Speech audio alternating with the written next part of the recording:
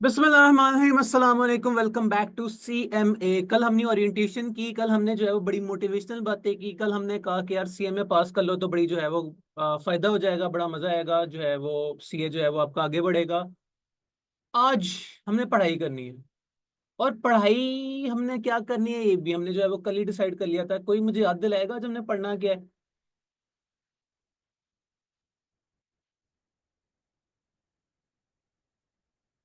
By the way, जो लोग कल को रिकॉर्डिंग देख रहे हैं उन्हें नजर आ रहा होगा कि मैं जो है वो सारा टाइम जो है वो राइट साइड पे देखता रहता हूँ। बेसिकली उधर जो है वो दूर दराज एक स्क्रीन एक और लगी है जिसपे मुझे है वो आप लोगों की चैट्स की जो है वो कमेंट्स वगैरह नजर आते रहते हैं।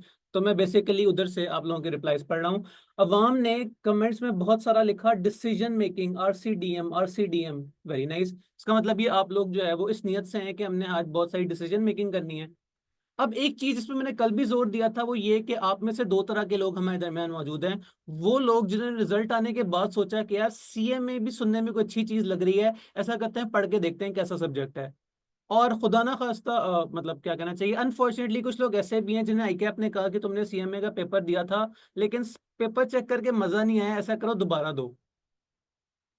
तो आप दोनों तरह के स्टूडेंट्स की अलग अलग रिक्वायरमेंट्स हैं। जो बंदा फर्स्ट टाइम आया है, फ्रेश आया है, वो तो ये कहेगा कि मुझे इस तरह पढ़ाया जाए कि मैंने पहले कुछ नहीं पढ़ा। और जो पहले पढ़ के बैठा है वो कहेगा यार ये सारी बोरिंग बातें, हमें जो है वो फौरन से कोई लेटेस्ट अटेम्प्ट का जो है वो हैवी सा पास पेपर कराएं, ताकि जो है वो हमें प्रैक्टिस से दोबारा आए, हमें कॉन्सेप्ट तो हमें ऑलरेडी आते हैं। तो इन दोनों चीजों को बैलेंस लेके चलना है। मैं एक दफा कॉन्सेप्ट सारा गो थ्रू करूंगा, लेकिन फ्रेश स्टूडेंट, अगर आपको कोई भी पॉइंट ऐसा लगे कि अली शायद जो है वो बहुत ही तेजी में गुजर गया, तो प्लीज मुझे रोक लीजिएगा, परेशान ना बैठे रहिएगा। तो लेट्स सी, इससे पहले कि हम आगे जो एक डायग्राम आपको आधी नजर आ रही है उसके ऊपर गौर व फिक्र करें। देखिए मैंने चार लाइनों में क्या लिखने की कोशिश की है। Characteristics of what, relevant costing. क्या लिखा है? नॉर्मली कैश कॉस्ट, ब्रैकेट में लिखा है नॉट डिप्रिसिएशन। आमतौर पे जब हम भी कोई डिसीजन मेकिंग कर रहे होते हैं तो उससे पहले हमें देखना होता है डिसीजन से रेलेवेंट कॉस्ट कौन कौन सी हैं हमारी। हम्म अगर आप ICAP की बुक देखें तो आपको दो चैप्टर्स मिलेंगे, एक का नाम है रेलेवेंट कॉस्टिंग और एक का नाम है डिसीजन मेकिंग। मैं ये बिलीव करता हूँ कि ये एक ही चैप्टर है, इसलिए मैं मिला के जो है वो उसे RCDM जो है वो प्यार से बोल देता होता हूँ। आपको रेलेवेंट कॉस्टिंग आएगी तभी आप डिसीजन मेकिंग कर सकेंगे। तो हम इस टाइम अगर देखा जाए तो रेलेवेंट कॉस्टिंग कर रहे हैं लेकिन पता भी नहीं चलेगा और हम अचानक से जो है वो डिसीजन मेकिंग स्टार्ट कर देंगे। तो रेलेवेंट कॉस्ट होती क्या है? नाम से पता लग रहा है वो वाली कॉस्ट जो कि रेलेवेंट हो। ओहो, ये तो मैंने बड़ी बोरिंग बात कर दी। रेलेवेंट कॉस्ट वो कॉस्ट होती है जो रेलेवेंट होती है। तो रेलेवेंट क्या होती है? हर तरह का डिसीजन लेने से पहले आपने हिसाब लगाना होता है कि मैं जो डिसीजन लेना चाह रहा हूँ उससे मेरे क्या एडिशनल खर्चे होंगे। लाइक फॉर एग्जांपल, आपने ये प्लान बनाया कि मैं आज रात, आज जो है वो आज से ऑनवर्ड्स बहुत सारी तैयारी करूंगा, बहुत सारी जो है वो पढ़ाई करूंगा, और जिस कॉलेज से आप पहले पढ़ रहे थे उस कॉलेज से या बाद में पढ़ रहे हैं। तो बताएं इस रेलेवेंट कॉस्टिंग डिसीजन मेकिंग से आपकी ट्रेवलिंग कॉस्ट पे कितना कोई असर पड़ेगा? कुछ भी नहीं। अगर आप पहले जिस कॉलेज जा रहे थे अब उस कॉलेज जा रहे हैं, पहले भी जो है वो या तो उबर से जाते होंगे या मेट्रो से जाते होंगे या जो है वो अपने जो है वो घर वालों की ट्रांसपोर्ट पे जाते होंगे, अब भी वही कर रहे हैं। तो आपने बेशक पढ़ने का जो है वो प्लान एक्स्ट्रा बना लिया, लेकिन आपके इस डिसीजन मेकिंग से कॉस्ट जितनी पहली थी अब भी वही है।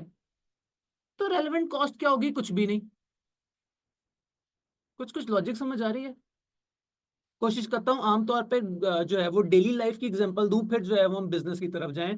तो एक बड़ा कॉमन होता है कि भाई हमने कॉलेज जाना है, ट्रांसपोर्ट चार्जेस लगेंगे, टाइम लगता है, रास्ते में गर्मी भी लगती है। तो इस केस में हमारी रेलेवेंट कॉस्ट क्या हो सकती है? लेकिन एग्जांपल चेंज करते हैं। आपने प्लान बना लिया, वैसे आप लोगों ने तो नहीं, आप लोग तो लाइफ स्टूडेंट्स हैं, अल्लाह आपको जो है वो इसी तरह जो है वो पास करवा दे। एक स्टूडेंट ने प्लान बनाया कि वो इस टाइम जो है वो इस्लामाबाद में रहता है। वंस अगेन इंतहाई अदब के साथ में किसी जो है वो शहर के या किसी इंस्टीट्यूट के खिलाफ बात नहीं करना चाह रहा, जस्ट एग्जांपल है। एक इस्लामाबाद का स्टूडेंट था, उसने हिसाब लगाया कि यार इस्लामाबाद के मैंने तकरीबन हर कॉलेज से ही पढ़ लिया है, दिल नहीं लग रहा, ऐसा करते हैं लाहौर जाके पढ़ते हैं किसी कॉलेज में फिजिकली। अब इस डिसीजन मेकिंग की वजह से उस बंदे ने लाहौर में किसी हॉस्टल का बंदोबस्त किया। उसने जो है वो इस्लामाबाद से लाहौर तक की बस कराई या ट्रेन कराई, या अगर बहुत ज्यादा अमीर बंदा था तो जहाज का टिकट लिया। खर्चा हुआ, बहुत सारा खर्चा हुआ। क्यों हुआ? क्योंकि भाई ने एक डिसीजन लिया था। क्या डिसीजन लिया था? कि लाहौर जाके पढ़ाई करेंगे। अब अगर वो लाहौर जाके पढ़ाई करने का डिसीजन ना लेता, उसके टिकट के पैसे भी बच जाते, उसका हॉस्टल का किराया भी बच जाता। क्या पता इस्लामाबाद में उसे डेली बेसिस पे घर का खाना मिलता हो, लेकिन लाहौर आके उसे डेली बेसिस पे जो है वो फूड पैंडे से जो है वो खाना मंगवाना पड़े। खाने का खर्चा भी बच सकता था अगर वो इस्लामाबाद में ही रहता। तो कुछ कुछ लॉजिक माइंड में पड़ रही है कि रेलेवेंट कॉस्ट क्या है और क्यों लग रही है। Very nice. अगर डेली एग्जांपल आपको समझ आ गई तो इंशाल्लाह बिजनेस एग्जांपल भी समझ आएगी। अब बिजनेसेस क्या करते हैं? बिजनेसेस बड़े बड़े डिसीजन लेते हैं। बिजनेस कहते हैं यार ऐसा करते हैं, एक नई फैक्ट्री लगाते हैं। बिजनेसेस कहते हैं यार ऑलरेडी हमारी 5 फैक्ट्रियां, ऐसा करते हैं उनमें से एक बंद कर देते हैं। बिजनेस कहते हैं हम इस टाइम 11 तरह की प्रोडक्ट्स बना रहे हैं, हम ऐसा करते हैं 12वीं प्रोडक्ट बनाते हैं। अब इस हर तरह के डिसीजन से रिलेटेड कुछ एक्स्ट्रा कॉस्ट होंगी। अब हमने ये आइडेंटिफाई करना है कौन कौन सी कॉस्ट हमसे रेलेवेंट है। नाम से पता लग रहा है रेलेवेंट कॉस्ट। तो रेलेवेंट कॉस्टिंग के इससे पहले कि हम इंतहाई डिटेल में जाएं, जो लोग रिपीट कर रहे हैं उनके लिए मैं सिर्फ 4 लाइनों में सारी जो है वो समराइज करने की कोशिश करता हूं। नॉर्मली कैश कॉस्ट रेलिवेंट होती हैं। कैश से मुराद ये नहीं कि आप किसी को नोट देंगे तो उसे कैश कंसिडर किया जाएगा। आमतौर पे बैंक को भी कैश कॉस्ट कहते हैं। मफहूम ये है कि वो वाली चीजें जो कि वाकई पैसे आते जाते हैं, जिसमें मैं आगे एग्जांपल के तौर पे भी लिख दिया, नॉट डिप्रिसिएशन।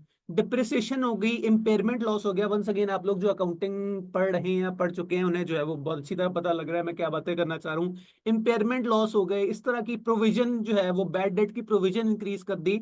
तो उस तरह के खर्चे जो कि सिर्फ वैसे प्रॉफिट एंड लॉस होता है, इससे आपके बैंक से ना पैसे जाते हैं ना आपकी जेब से कोई पैसे जाते हैं, उन्हें हम कहते हैं नॉन कैश कॉस्ट। तो आमतौर पे हमारी रेलेवेंट कॉस्ट जो होती है वो कैश कॉस्ट होती है। नेक्स्ट अगली बात, संक कॉस्ट इररेलेवेंट। क्या मतलब संक कॉस्ट?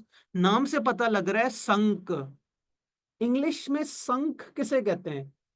सिंक की सेकंड फॉर्म ऑफ वर्ब या third form of verb, once again ये आपको जो है वो बीडब्ल्यूसीएस के टीचर ज्यादा बेहतर बता सकते थे। लेकिन मेरा दिल कहता है कि सिंक मीन्स कोई चीज जो डूब गई, या डूब रही है या डूबने वाली है। लेकिन जी कमेंट्स में भी लोग कह रहे हैं डूब जाना। तो संक कॉस्ट वो कॉस्ट जो डूब गई। वैसे तो आपके सामने स्क्रीन पे लिखा है कि संक कॉस्ट इररेलेवेंट, लेकिन हम इस टाइम रट्टा लगाने के मूड में नहीं, हम कुछ सीखने के मूड में बैठे हैं। तो संक कॉस्ट इररेलेवेंट क्यों होगी? वंस अगेन डेली लाइफ की एग्जांपल देख लेते हैं। एक स्टूडेंट ने थोड़ी सी अजीब सी एग्जांपल है लेकिन चले जो माइंड में आया कर देते हैं। उसने कहा कि मैं ऐसा करता हूं, किसी सब्जेक्ट की किसी कॉलेज में फीस दे देता हूं। रिजल्ट आया तो पता चला भाई तो डिस्क्वालीफाई हो चुके हैं। अब वो बंदा आगे जो मर्जी डिसीजन ले, उसने जो फी दे दी वो तो डूब गई। ज्यादातर चांस ये है कि कॉलेज रिफंड भी नहीं करेगा। वंस अगेन इंतहाई अदब के साथ मैं किसी को जो है वो टारगेट नहीं करा। ले जी कमेंट्स में कहा कॉस्ट हो गई, बेनिफिट मिले या नहीं। अनफॉर्चुनेटली बात तो उन्होंने भी ठीक कर दी। बेनिफिट इस केस में किसे मिल गया? कॉलेज को। स्टूडेंट तो बेचारा कॉस्ट के साथ साथ स्टूडेंट खुद भी डूब ही गया पक्का पक्का। तो ये मैंने स्टार्टिंग में बड़ी डिप्रेसिंग सी जो है वो एग्जांपल दे दी। चलिए चेंज करते हैं, बिजनेस पे आते हैं। एक बिजनेस ने प्लान किया कि ऐसा करते हैं नई फैक्ट्री लगाते हैं, नई फैक्ट्री में नई चीज बनेगी, नई प्रोडक्ट्स बनेंगे, बड़ा प्रॉफिट होगा, बहुत मजा आएगा। ये पता लगाने के लिए कि कितना प्रॉफिट एक्स्ट्रा होगा, कितना जो है वो रेलेवेंट कॉस्टिंग होगी, वो एक चार्टर्ड अकाउंटेंट फर्म के पास है। उन्होंने एफसीए साहब को बोला कि हम तुम्हें 15 लाख रुपए दे के कहते हैं कि पता लगाओ क्या ये हमारा प्लान जो है वो फीजिबल है कि नहीं। अगर आपको सुनने में 15 लाख, जो मैंने अभी रैंडमली बोल दिया, फीस ज्यादा लग रही है, तो ट्रस्ट में ऐसा नहीं है। 50-50 लाख के ड्यू डिलीजेंस के जो है वो कॉन्ट्रैक्ट्स होते हैं कि आप ऐसा करें बस हमें सोच के बता दें कि फलाना कॉन्ट्रैक्ट हमें करना चाहिए कि नहीं, और क्यों इतनी बरकत है, सीए का नाम ही काफी है। एनीवे वापस इधर आते हैं संक कॉस्ट की तरफ। उस चार्टर्ड अकाउंटेंट फर्म ने जो है वो 2 महीने लगा के ट्रेनिंग अपने ट्रेनीज से जो है वो बहुत सारा काम करवाया, जो कि इंशाल्लाह कुछ महीने बाद आप लोग भी होंगे। ट्रेनी से मुराद वो आर्टिकल्स वाला ट्रेनी। उन्होंने बहुत सारी रिसर्च की, उन्होंने जो है वो मुख्तलिफ जो है वो कैलकुलेशंस वगैरह की। वो कैलकुलेशंस आगे जो है वो फर्म से जो है वो उन्होंने जो मेहनत की आगे मैनेजर साहब ने रिव्यू की। मैनेजर साहब ने रिव्यू करके जो है फर्म के पार्टनर तक पहुंचाई। पार्टनर साहब ने एट द एंड जो है वो 1 पेज की रिपोर्ट बना के दे दी कि हमने हिसाब लगाया है कि आप अगर नई फैक्ट्री लगाएंगे तो आपके नुकसान ज्यादा है, फायदे कम है, ऐसा करो फैक्ट्री ना लगाओ। अब जिस बिजनेस नहीं, 50 लाख या 15 लाख या जितने भी लाख दिए थे, वो फैक्ट्री लगाए या ना लगाए? 50 लाख तो डूब गया। लेडी कमेंट्स में क्या लिखा है? सर ब्रोकरेज कॉस्ट हो सकती है संक कॉस्ट। अब वर्ड ब्रोकरेज से प्लीज एक्सप्लेन करना है आपकी क्या मुराद है। मुझे तो स्टॉक एक्सचेंज ब्रोकरेज का पता है कि आप जो है वो अपने एजेंट से कहते हैं कि यार ऐसा करो, मुझे फलानी कंपनी के इतने करोड़ शेयर्स तो लेके दे दो। आपकी वो वाली ब्रोकरेज से मुराद है?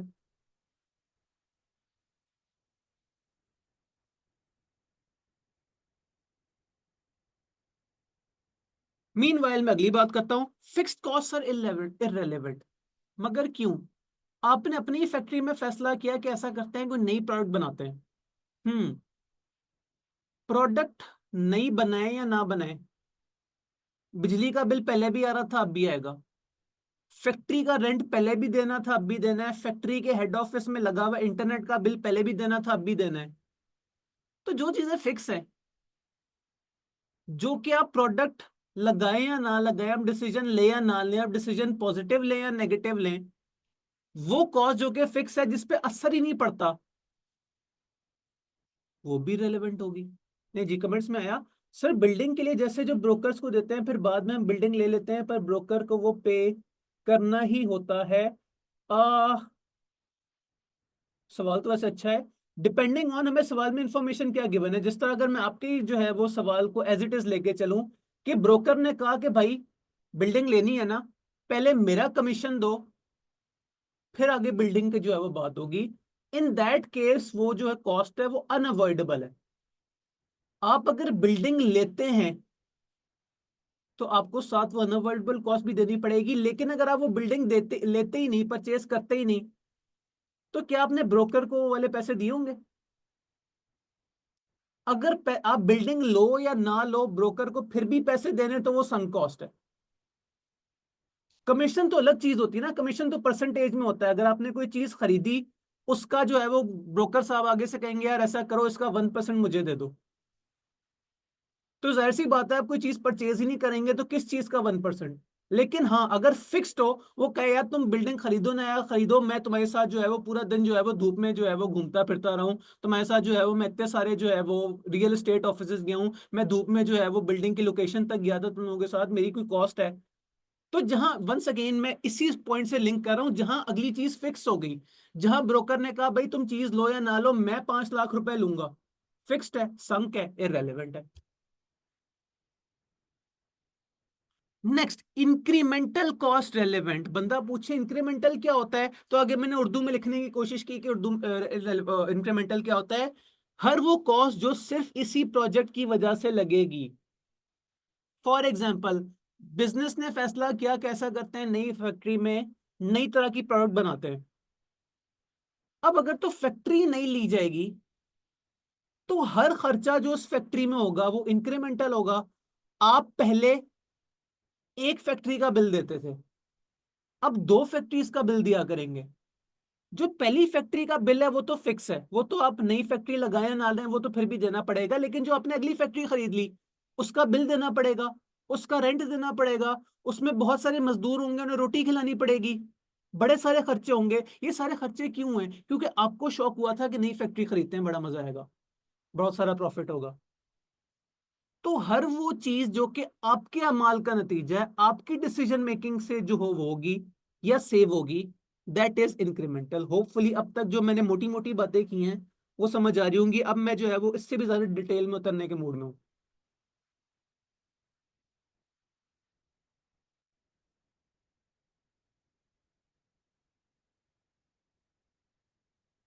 अब हमने कहा कैश कॉस्ट दोबारा बता दें, एक दफा मैं गो थ्रू कर लेता हूँ।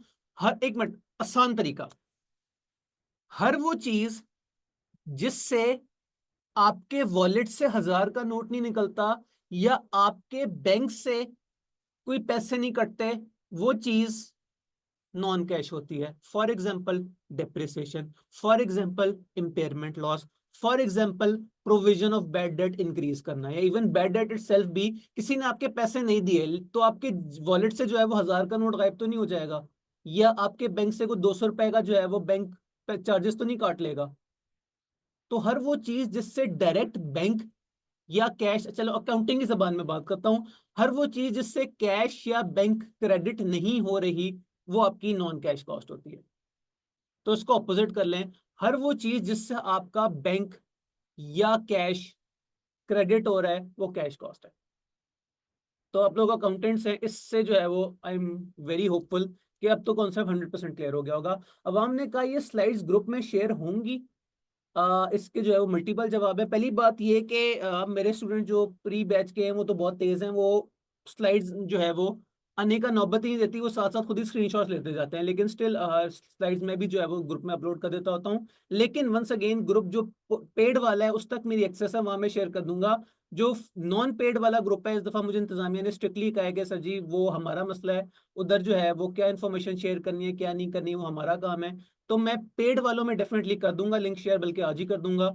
फ्री का मैं कुछ नहीं कर सकता, वो आपका इंतजामिया का आपस का मसला है। लेकिन वन अगेन आसान तरीन तरीका है, साथ साथ स्क्रीनशॉट लेते रहो, आपके पास भी चीजें टाइम से इकट्ठी हो जाएंगी, और शेयर तो मैं कर ही दूंगा इंशाल्लाह। ओके जी, अब मैं बात करने लगा हूं मटेरियल की। जो फर्स्ट टाइम पढ़ने लगे हैं शायद उनके लिए ये वर्ड भी बड़ा अजीब सा, मटेरियल। तो मटेरियल क्या होता है? मटेरियल कहते हैं चीज को, इंग्लिश वाला चीज नहीं, उर्दू वाली चीज।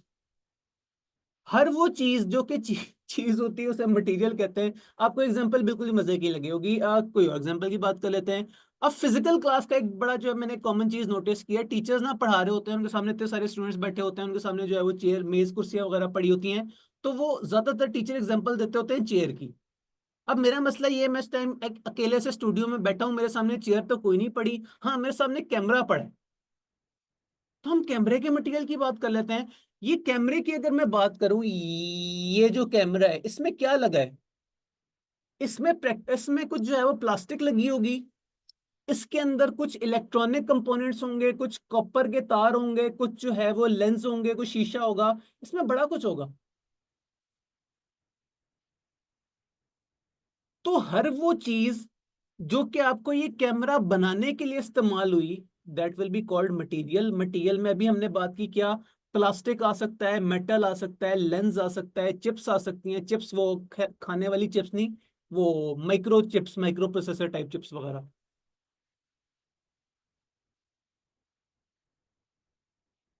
तो ये सारी चीजें मटेरियल है, वो फिजिकल चीजें जो आके किसी प्रोडक्ट में लग रही हैं। अब बात करते हैं मटेरियल के केस में कौन कौन सी चीज जो है वो रेलेवेंट होगी या इरेलेवेंट होगी। ले जी, आई कैप ने आपके सामने एक प्यारा सा टेबल बनाया। टेबल पढ़ने की कोशिश करते हैं, क्या लिखा है? लिखा है material currently held in inventory. मैं आई कैप से थोड़ा सा अदब से डिसएग्री करता हूं और इस टेबल में एक और कॉलम ऐड कर देता हूं। लिखा है materials currently held in inventory, अगर यस हो तो ये करना है, अगर नो हो तो क्या करना है। इंस्टेड ऑफ कि हम रट्टा लगाए, मुझे एक लॉजिकल सी बात बताएं। घर में जो है वो अम्मा जी ने चिप्स बनाने हैं और आलू नहीं है, क्या करेंगे आप लोग?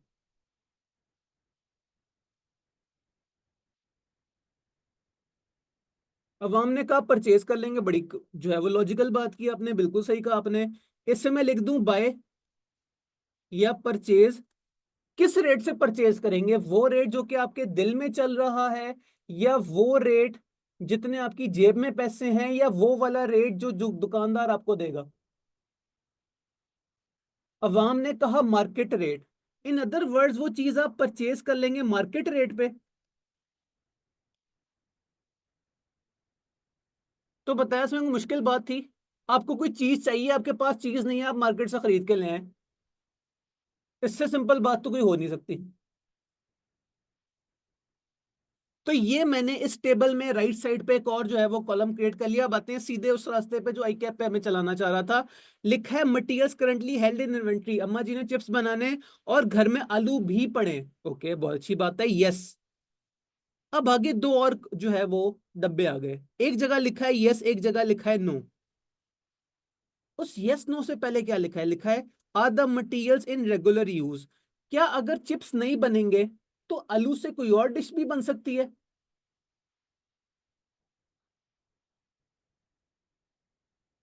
अवाम ने कहा यस, इंतहाई लॉजिकल बात है, या तो आप आलू से चिप्स बना लें या जो है वो आलू का भुर्ता बना लें। इन अदर वर्ड्स आलू इज इन रेगुलर यूज। अवाम ने कहा मेनी मोर, बिल्कुल सही आपने कहा, आलू तो बहुत सारा यूज हो सकता है। तो अगर आलू इन रेगुलर यूज है तो क्या लिखा हुआ है? लिखा है relevant cost is equal to current replacement cost. अम्मा जी ने कहा देखो अगर मैंने चिप्स बना लिए तो भुर्ता नहीं बनेगा, भुर्ते के लिए तुम्हें और आलू लाने पड़ेंगे, तो और आलू कितने के आएंगे? जितने आपके वॉलेट में पैसे हैं या जितना आपके ख्याल में पैसे होने चाहिए, जितना मार्केट रेट चल रहा है। जाहिर सी बात है, हम जितना मर्जी भावताव कर लें, कुछ ना कुछ मार्केट रेट पे हमें लेना पड़ेगा। इन अदर वर्ड्स अगर चीज हमारे पास पड़ी है और वो रेगुलर यूज में है, इसकी मैं आपको आलू से जो है वो आसान एग्जांपल नहीं दे सकता, तो हमने कह दिया कि उसे हमें रिप्लेस करना पड़ेगा एट मार्केट वैल्यू। और अगर वो चीज रेगुलर यूज पे ना हो, अपनी एग्जांपल को आलू ही रखते हैं लेकिन नियत चेंज कर लेते हैं। पता लगा था कि आप आलू सिर्फ इस नियत से लाए हैं कि अम्मा जी चिप्स बनाएंगी और उस आलू से कुछ भी नहीं बनना चाहिए। In that case relevant cost क्या होगी? Relevant cost is equal to opportunity cost. ओहो, ये कैसा अजीब सा वर्ड है अपॉर्चुनिटी कॉस्ट। क्या आपको पीआरसी में इको वाले टीचर ने अपॉर्चुनिटी कॉस्ट नामी कोई चीज पढ़ाई थी? मेरा दिल कहता है पढ़ाई होगी, लेकिन स्टिल मेरा भी फर्ज बनता है एक दफा मैं गो थ्रू कर दूं। अपॉर्चुनिटी कॉस्ट होती है किसी काम को कर लेने से उसका नुकसान, या किसी काम को ना करने से उसका। लें जी, एक बट इंग्लिश में भी एक स्टूडेंट ने बता दिया, बेस्ट चॉइस फॉर गॉन। किसी काम को कर लेने से फायदा तो हुआ होगा लेकिन कुछ नुकसान भी होगा। आसान तरीन एग्जांपल इसकी यही लेते हैं कि अगर आपने आलू के चिप्स बना लिए ना, तो भुर्ता नहीं बनेगा। अज्यूम करें कि आप अब मार्केट आलू जो है वो मार्केट से भी नहीं परचेज कर सकते, तो नुकसान हो गया। चिप्स के चक्कर में आपने भुट्टे से जो है वो हाथ धो लिए, ओहो, अब क्या करें? अब अपॉर्चुनिटी कॉस्ट देखनी होगी, और अपॉर्चुनिटी कॉस्ट क्या होगी बुक ने वो भी आपको बता दिया। दो डब्बे बने आगे, लिखा है higher of, higher of lower than, और लोअर ऑफ का भी आपको आई एम श्योर पता होगा, आप लोगों ने टैक्स पढ़ा होगा। टैक्स में आपको अक्सर इस तरह की बातें देखने को मिलती होंगी, हायर ऑफ 1 लाख या 75% ऑफ टैक्सेबल इनकम, ये सारी चीजें भी आप इंशाल्लाह जो है वो माशाल्लाह करके आए होंगे। तो higher of net disposal value या स्क्रैप वैल्यू, क्या मतलब? स्क्रैप वैल्यू, आप लोग जिन इलाकों में रहते होंगे, अनलेस कि आप कोई बहुत ही मॉडर्न इलाके में रहते हैं, आपने एक नेक बंदे की आवाज सुनी होगी जो कि आके कहता है 3 डब्बा बेच लो।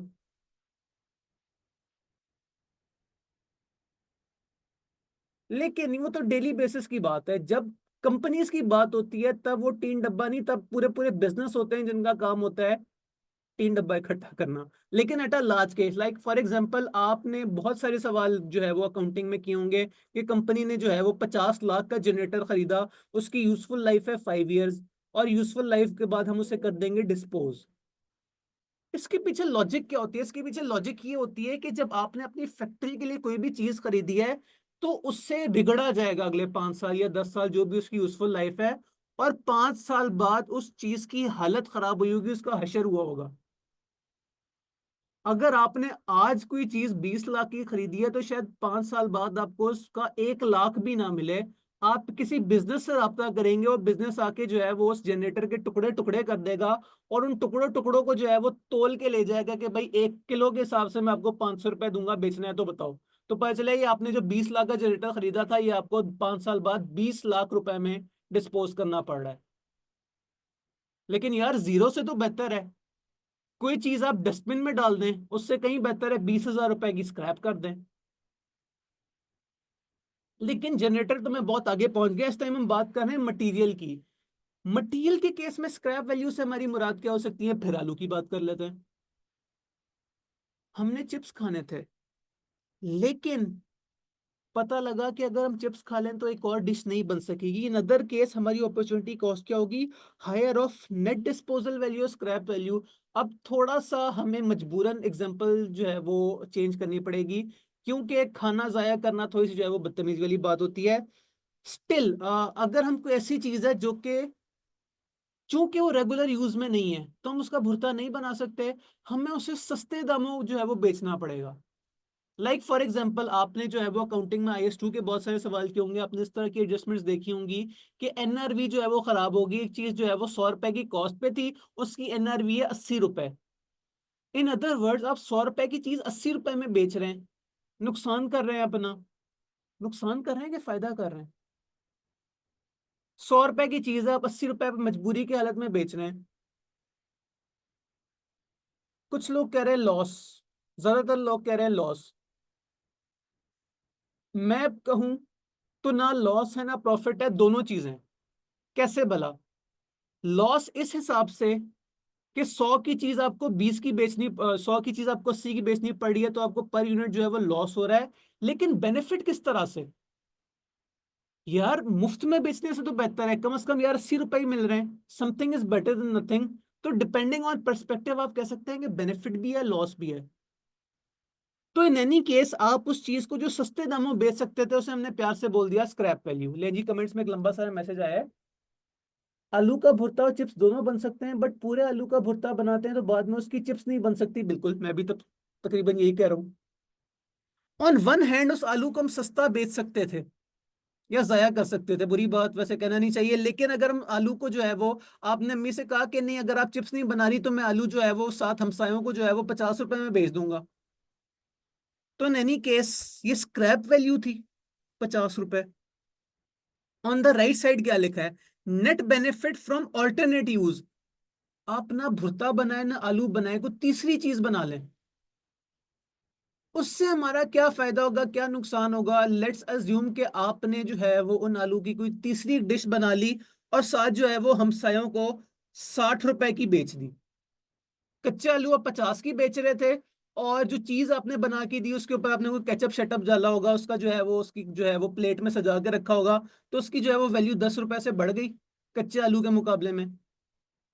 अब आपको एक तरफ से बेनिफिट हो रहा था 50, एक तरफ से बेनिफिट हो रहा था 60। कॉमन सेंस क्या कहती है? हायर कौन सा होता है, 50 या 60? अवाम ने कहा 60। तो जब सवाल कह रहा है, आई कैप कह रहा है कि आप हायर कॉस्ट को लें, तो हम कहेंगे इस तरह की केसेस में 60 शुड बी द हायर। मैं इंतहाई दिल से अज्यूम कर रहा हूं कि आप लोगों को मटेरियल कॉस्ट समझ आ गई होगी।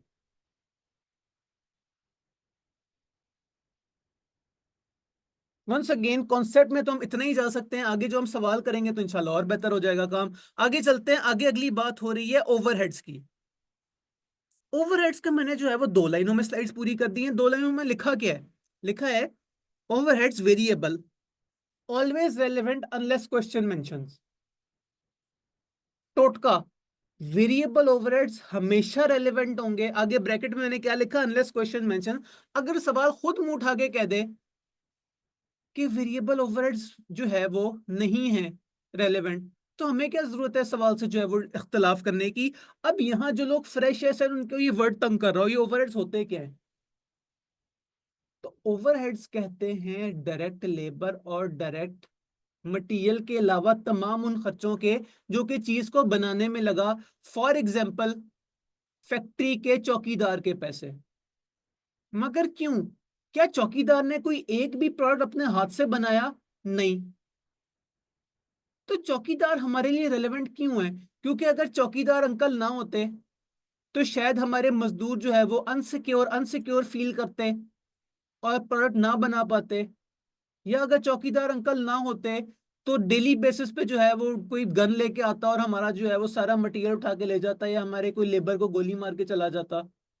तो बेशक सिक्योरिटी गार्ड ने कुछ भी नहीं किया, मतलब कुछ भी नहीं किया ऐसे मुराद उसने कोई प्रोडक्ट नहीं बनाई अपने हाथ से, लेकिन उसके होने की वजह से हमारा फायदा हो गया, हमारी प्रोडक्शन जो है वो बेहतर हो गई। तो वो हमारा एक तरह का ओवरहेड है। कमेंट्स में एक स्टूडेंट ने कहा इनडायरेक्ट मटेरियल। ओहो, ये तूने बड़ा मुश्किल सा वर्ड बोल दिया, क्या मतलब इनडायरेक्ट मटेरियल?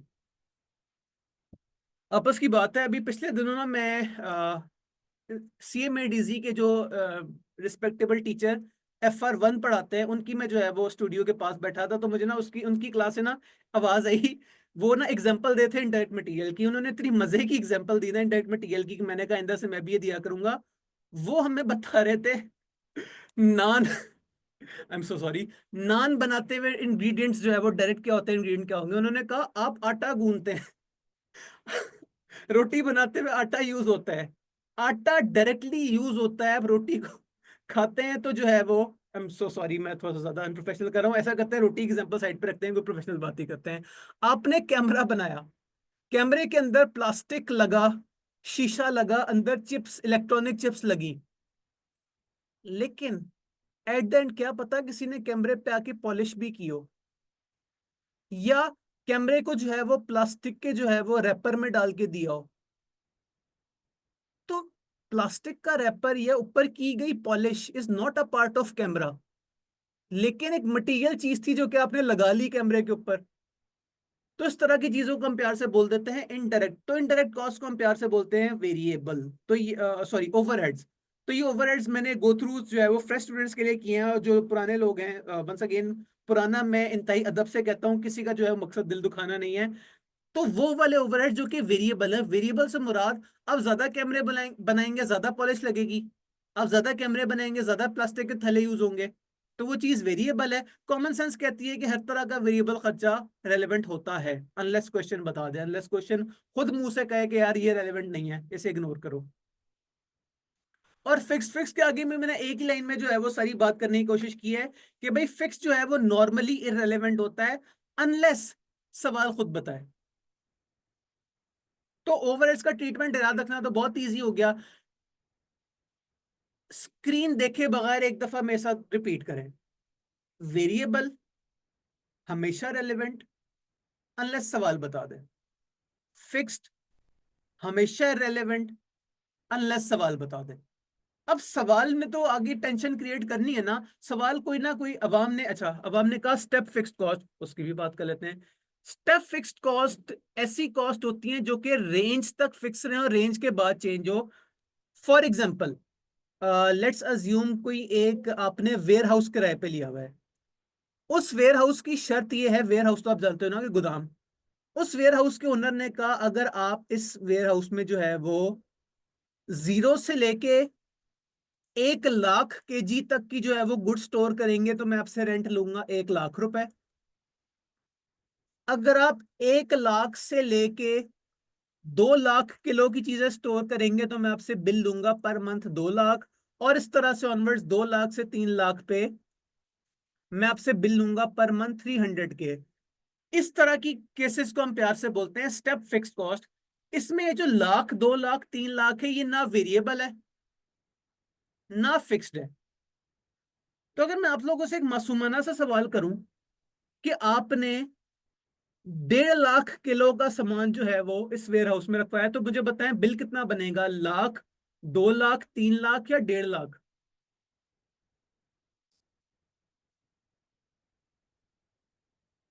अब हमने कहा 2 लाख। 2 लाख क्यों? मैंने तो 1.5 लाख की चीजें रखी हैं।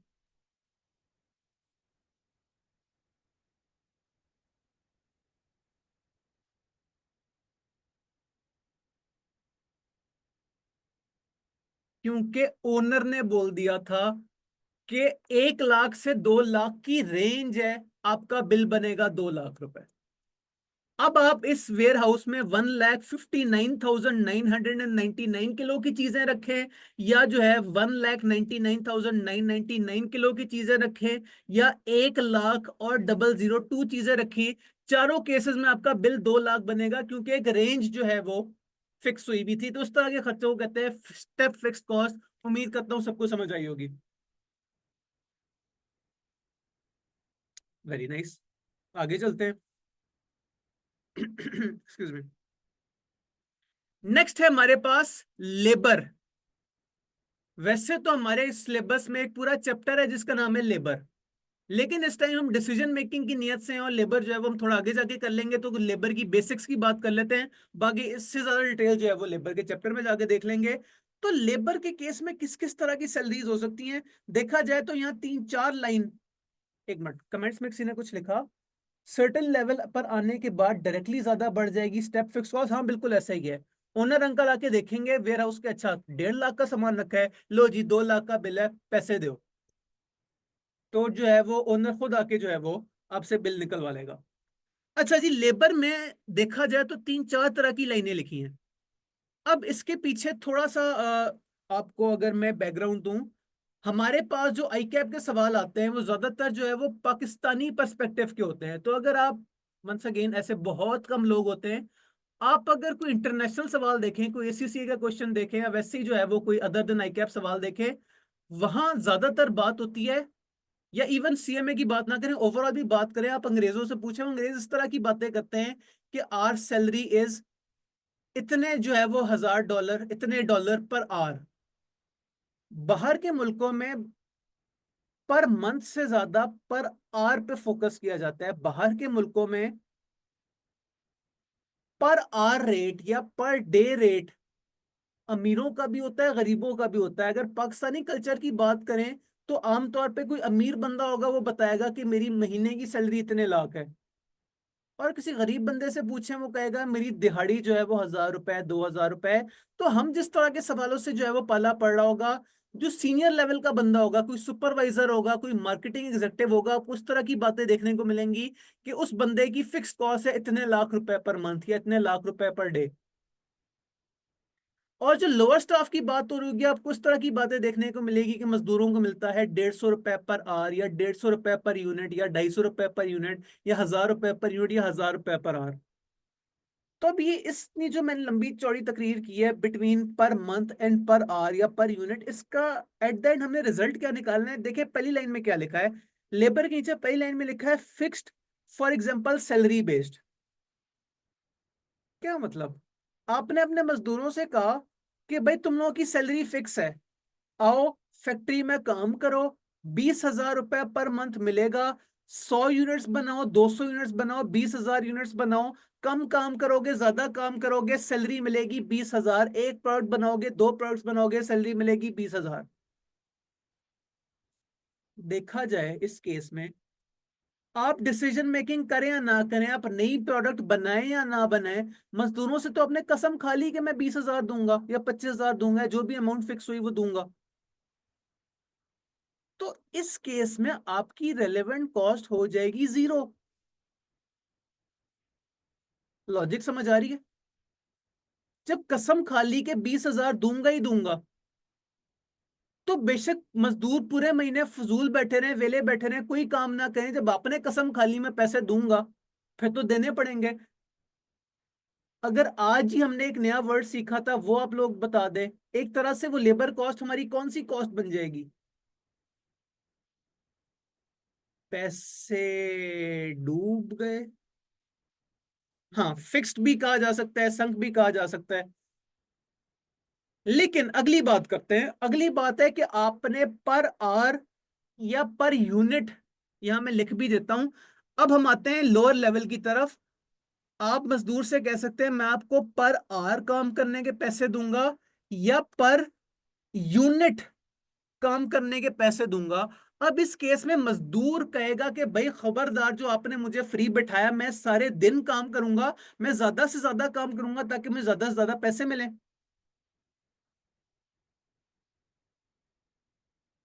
इंतहाई लॉजिकल बात है। कोई आपसे कहे मैं तुम्हें कोई काम करने का पूरे दिन का ₹100 दूंगा, और कोई आपसे कहे मैं तुम्हें पूरे दिन का जो है वो 1 घंटे काम करने के ₹50 दूंगा, तो जो आपको ₹100 दे रहा है, उसका काम आप पूरा दिन लगा के करें या 1 घंटे में कर दें, आपके पास टाइम है। लेकिन अगर कोई कह रहा है कि मैं ₹50 पर घंटा दूंगा, आप उसका अगर आपकी नीयत साफ भी है, तो आपका दिल कहेगा कि यार इसका काम जो है वो 3 या 4 घंटे लगा के करो ताकि 100 के बजाय ₹200 मिल सके। वंस अगेन, मैंने कोई डेली लाइफ की एग्जांपल देने की कोशिश किया ताकि दिल को पहले समझ आए। बिजनेस की बातें तो चलती रहती हैं।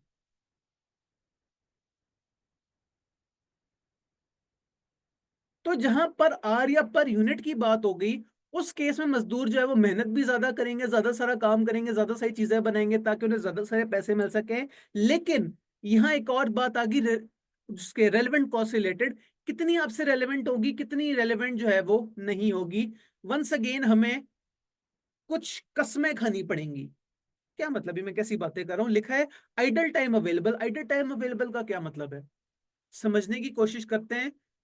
लेट्स अज्यूम आपने अपने मजदूरों से कुछ तरह का प्रॉमिस किया कि मैं आपको दिन का ₹1000 फिक्स दूंगा, और अगर आपने सारा दिन मेहनत की, बहुत सारे यूनिट्स बनाए या बहुत सारे घंटे काम किया, तो मैं आपको ₹2000 दूंगा। इस केस में अगर आइडल टाइम अवेलेबल है, यानी कि आपके मजदूर जो है वो सारा दिन फजूल बैठे रहे, क्या शाम को वो आपसे 1,000 रुपए का बिल मांगेंगे या एक्सक्यूज मी 2,000 का?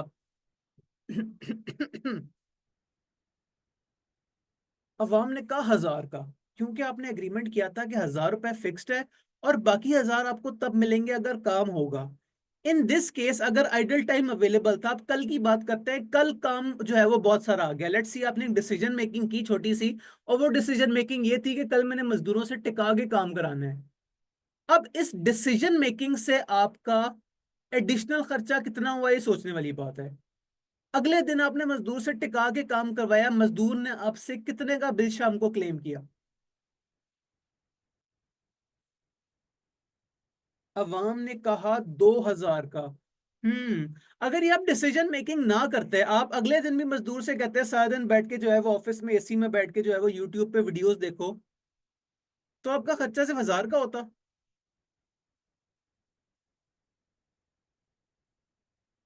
इन अदर वर्ड्स, आपकी डिसीजन मेकिंग की वजह से आपको 1,000 रुपए जो है वो एक्स्ट्रा जो है वो ठुक गया, एक्स्ट्रा देना पड़ेगा। मैं वर्ड एक्स्ट्रा पे जोर दे रहा हूं उस टाइम। अगर किसी के माइंड में आ रहा है कि नहीं हमारी रेलेवेंट कॉस्ट तो 2,000 होनी चाहिए, हमने तो मजदूर को 2,000 दिया है, लेकिन हमारी रेलेवेंट कॉस्टिंग हमारी डिसीजन मेकिंग की वजह से एक्स्ट्रा खर्चा कितना हुआ है, 1,000 रुपए की तो आपने कसम खाई हुई थी। तो याद रखें, जहां कसम खा लें वहां अपनी आपकी भी नहीं सुनते। तो कसम तो आपने 1,000 की खाई हुई थी, अब आपका एक्स्ट्रा खर्चा सिर्फ 1,000 का हुआ है, तो आपकी रेलेवेंट कॉस्ट होगी 1,000 रुपए। मेरे प्री वाले स्टूडेंट्स को जो है वो ये एग्जांपल बड़ी एक्स्ट्रॉर्डिनरी समझ आ रही होगी। अब हमने फ्राइडे को भी एक सवाल जो किया था टारगेट कॉस्टिंग का, हमने एग्जांपल ली थी। एनीवे, होपफुली यहां तक जो है वो आप समझ रहे होंगे। अगली बात, आइडल टाइम नॉट अवेलेबल। ये बात भी हमने वैसे तो फ्राइडे को की थी, लेकिन जो लोग नए हैं वो भूल जाए, पता नहीं मैं प्री वालों से कौन सी बातें कर रहा हूं। आप लोग तो जो है वो, आप लोगों के लिए तो ये बात नहीं होगी। आइडल टाइम नॉट अवेलेबल, अगले दिन, अब एग्जांपल थोड़ी सी चेंज करें, तीसरा दिन आया, आपने मजदूर से कहा हुआ था कि 8 घंटे जो है वो फजूल बैठोगे तो 1,000 मिलेगा, 8 घंटे काम में लोग करोगे तो 2,000 मिलेगा, और आपने उससे अगले दिन तीसरे दिन मजदूर से 12 घंटे काम करवा लिया। ओहो, ये क्या बात हुई? अब मजदूर ने 12 घंटे काम किया है, उसके साथ आपने कसम खाई थी 8 घंटों की, आपने मजदूर से जरूरत से ज्यादा काम करवा लिया। तो अनलेस के मजदूर आपका सगा भाई है, वो तो आपको नहीं छोड़ेगा। वो कहेगा भाई मैंने एक्स्ट्रा काम किया है, या तो मुझे पैसे दो या तो मुझे रोटी खिलाओ। तो अब आप या पैसे दें या रोटी खिलाएं, दोनों केसेस में आपका खर्चा है।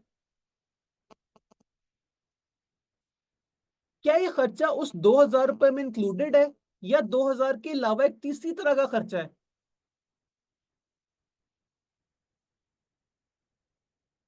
लो जी, एक तीसरी तरह का खर्चा आ गया। आपने कमिटेड कॉस्ट उसकी थी 1,000 रुपए, इंक्रीमेंटल कॉस्ट थी 1,000 रुपए, और आपने उसे अलग से जो है वो 1,000 रुपए का बर्गर खिला दिया। उससे हम प्यार से बोलेंगे over time.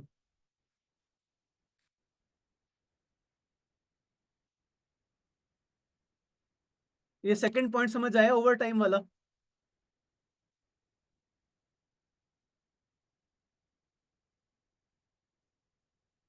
Next, opportunity cost if over time is not available. वैसे तो बहुत रेयर बात है, लेकिन कुछ ऐसा केस भी हो सकता है कि मजदूर आके आपसे कहेगा भाई मैंने 8 घंटे काम करना है, 8 घंटे काम करके मैं चला जाऊंगा, मुझे ओवर टाइम देना है या मुझे रोटी खिलानी है, मैं इससे में इंटरेस्टेड नहीं हूं, पूरे 8 घंटे बाद मेरी तरफ से अल्लाह हाफिज है। अब आप क्या करेंगे? लॉजिकली सोचें, ऐसे बदतमीज मजदूर के साथ आप क्या करके आ सकते हैं? पहला तो आपके माइंड में आइडिया आ रहा होगा उसे निकाल दें, लेकिन नहीं, निकालना भी ऑप्शन नहीं है। बदतमीज है लेकिन काम बड़ा अच्छा करता है। ओहो, अब क्या करें? अब माइंड में ये आ रहा है कि उससे कहते हैं ठीक है यार, जो 4 घंटे रह गए वो 4 घंटे का काम या कल कर लेना, या आप अपने किसी दूसरे तीसरे मजदूर से कहेंगे कि यार ये 4 घंटे का काम रह गया है, तुम लोग आके कर दो। दोनों केसेस में एक्स्ट्रा जो है वो हमारा नुकसान है।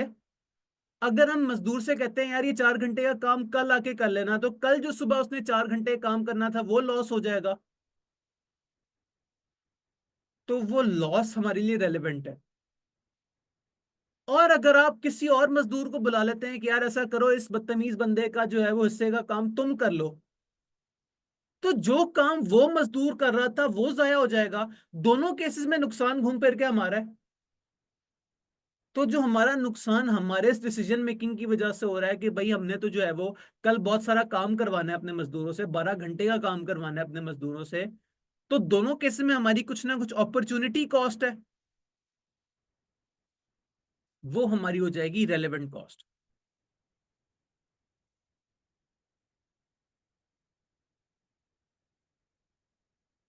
कोई परेशान तो नहीं बैठा?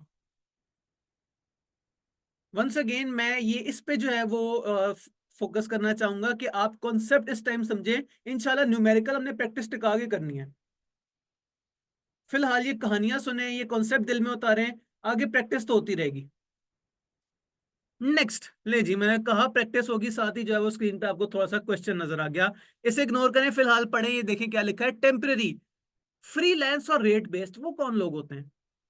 वो लोग जो कि आपके परमानेंट एम्प्लॉय नहीं रहते, आप उनसे जो है वो कुछ काम करवाने के लिए, कुछ केस के लिए बुलाते हैं। लाइक फॉर एग्जांपल, आपने जो है वो मजदूर रखे हुए हैं कि वो डेली बेस पे प्रोडक्शन करें, और एक ट्रांसपोर्ट वर्कर आता है, हफ्ते में जो है वो सिर्फ सैटरडे वाले दिन आता है, सारी प्रोडक्ट्स उठाता है और मार्केट में बेच के आ जाता है। अब आप उसे सैलरी नहीं देते, आप उसे कहते हैं यार सैटरडे के सैटरडे तुमने आना होता है, हफ्ते में एक दिन, जिस दिन तुम आओगे मैं तुम्हें जो है वो 1000 रुपए दे दूंगा, 2000 दे दूंगा या 1 लाख दे दूंगा, जो भी आपकी उसकी डील है। और हफ्ते में वो एक दिन आता है, वो जो है वो 2 घंटे काम करके चला जाता है। इससे हम प्यार से बोले, इससे क्या वर्ड यूज किया भाई ने कमेंट्स में, आउटसोर्सिंग। आउटसोर्सिंग भी वही वाला कॉन्सेप्ट है कि आप पर आर रेट बेस पे या पर रेट बेस पे या पर प्रोजेक्ट बेस पे जो है वो एक आउटसाइडर बंदा हायर कर लेते हैं, जो कि आपका पक्का पक्का एम्प्लॉय नहीं होता। क्या पता वो आपके ऑफिस भी ना आता हो, क्या वो पता वो घर से बैठ के काम करता हो, या वो हफ्ते में एक दिन आता हो, या क्या पता वो मुल्क में भी ना रहता हो। आजकल तो आउटसोर्सिंग इंटरनेशनल होती है। दुबई का ऑडिट जो है वो हमारे पाकिस्तानी बेचारे लोग लाहौर में बैठ के कर रहे होते हैं। तो इस केस में हमारी रेलेवेंट कॉस्ट क्या होगी, उसमें भी आगे दो सिचुएशंस है। एक मुझे सवाल कमेंट में नजर आ रहे हैं, मैं जो है वो ये बात पूरी करके देखता हूँ। नॉर्मली अवेलेबल इन मार्केट, अगर तो फ्रीलांस वर्कर्स अवेलेबल है मार्केट में, फिर तो मसला ही आसान है, आपने जितना पैसा उनके साथ कमिट किया है वो रेलेवेंट कॉस्ट हो जाएगी। और अगर नॉट अवेलेबल इन मार्केट, फिर क्या होगा, R rate plus opportunity cost of project forgone. क्या मतलब, जब मार्केट में फ्रीलांसर अवेलेबल ही नहीं है, तो आपको किसी ऐसे फ्रीलांसर से रब्ता करना पड़ेगा जो ऑलरेडी कोई ना कोई काम कर रहा होगा। अगर वो अपना काम छोड़ के आपके पास आएगा, तो उस काम को छोड़ने का उसका नुकसान होगा। लाइक फॉर एग्जांपल, आपने किसी फ्रीलांसर से कहा कि यार हफ्ते में आके एक दिन जो है वो हमारा सॉफ्टवेयर ठीक करके चला जाओ। उसने कहा नहीं, इस हफ्ते तो मेरी ऑलरेडी कमिटमेंट हुई हुई है, मैंने फला कॉलेज जाके उनका सॉफ्टवेयर सही करना है, उन कॉलेज वालों ने तो मुझे 50,000 रुपए देना था। तो अब आगे उससे क्या कहेंगे, आप उससे कहेंगे यार 60,000 हमसे ले लो, लेकिन प्लीज हमारे पास आ जाओ। इन अदर वर्ड्स 10,000 उस बंदे की अपनी आने की कॉस्ट थी, और 50,000 आपने उस बंदे को जो उसका नुकसान हो गया आपने वो पूरा किया है। आपकी रेलेवेंट कॉस्ट ना 10,000 है ना 50,000 है, आपकी रेलेवेंट कॉस्ट हो जाएगी 60,000। 10,000 उसके अपने चार्जेस, और 50,000 जो उस बेचारे का नुकसान हो गया वो कवर। ओके जी, एक दफा इस लेबर वाले पॉइंट को अच्छी तरह गो थ्रू कर लें। मैं कमेंट्स में देखता हूं, अवाम ने कहा सर अगर आइडल टाइम अवेलेबल हो तो फिर रेलेवेंट कॉस्ट नहीं आएगी। यहां मैंने इंग्लिश में देखे क्या लिखा हुआ है, zero unless deduction of idle time is there. अगर आपने मजदूर से कसम खाई हुई थी कि यार देखो अगर तुम फजूल भी बैठे रहोगे तो मैं तुम्हें 1000 रुपए दूंगा, और आपका जो है वो 1000 के जो है वो एक दिन के अंदर अंदर काम हो जाता है, तो फिर आपने उससे एक्स्ट्रा काम कोई भी नहीं करवाया। लेट्स थोड़ी सी अपनी टर्म्स चेंज करते हैं।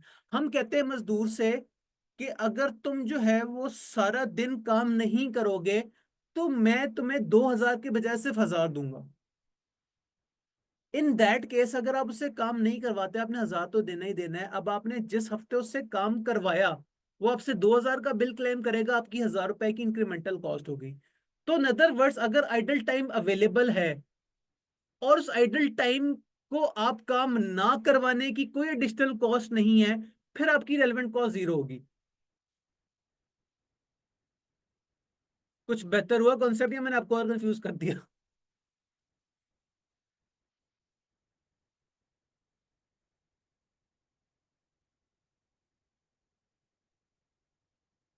अब हमने कहा क्लियर, वेरी नाइस। अब हमने बहुत सारी कॉन्सेप्ट की बात की। मैं ये दिल में अज्यूम करता हूँ कि कॉन्सेप्ट जो है वो बोरिंग चीज होती है। आप लोग तो अकाउंटिंग के स्टूडेंट्स हैं, जब तक कैलकुलेटर ना चल रहा हो तब तक मजा ही नहीं आता। तो एक सवाल भी आज छोटा सा करके देखते हैं क्या समझ आती है। बहुत इजी सवाल है, आई कैप की जो है वो बुक की एग्जांपल है। क्या लिखा है? इतना सारी इंफॉर्मेशन गिवन है और एट द एंड रिक्वायर्ड क्या है। मैंने आपको कल ओरिएंटेशन में भी कहा था कि अली शायद आपको जो भी सवाल करेगा, सवाल बाद में करेगा, पहले रिक्वायरमेंट देखेगा। देखे जी रिक्वायरमेंट में क्या लिखा है। Prepared a revised statement of estimated cost using opportunity cost approach for management of company, and बताएं प्रोजेक्ट कॉन्ट्रैक्ट लगाना चाहिए कि नहीं लगाना चाहिए। वर्ड रिवाइज पे गौर करें, क्या मतलब रिवाइज्ड? रिवाइज का मतलब ऑलरेडी ऊपर आपको इंफॉर्मेशन गिवन है, लेकिन इस बात के चांसेस हैं कि क्या पता ये इंफॉर्मेशन खराब हो, झूठी हो।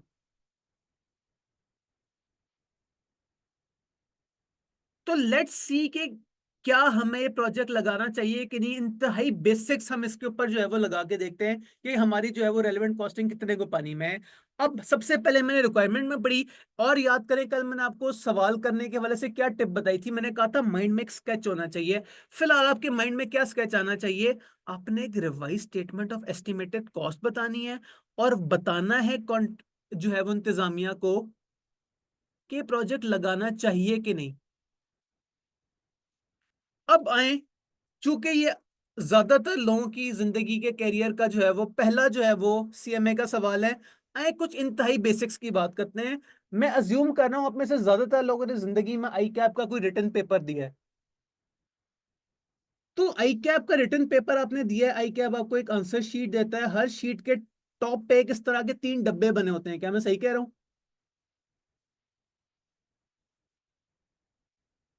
इन तीन डब्बों के पीछे भी एक बहुत बड़ी साइंस है, और मैं चाहता हूं कि आप सबको जो है वो पता हो। आपने इन डब्बों के ऊपर अंदर लिखना होता है क्वेश्चन नंबर।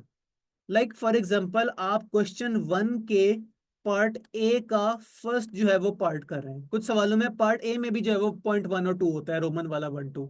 या अगर इस तरह का कुछ नहीं है तो आपने इन बॉक्सेस में लिखना है कि आप क्वेश्चन जो है वो क्यों नहीं लिखना है। यहाँ क्यों तो शुरू में लिखा होता है। ओहो, इसे क्या हो गया।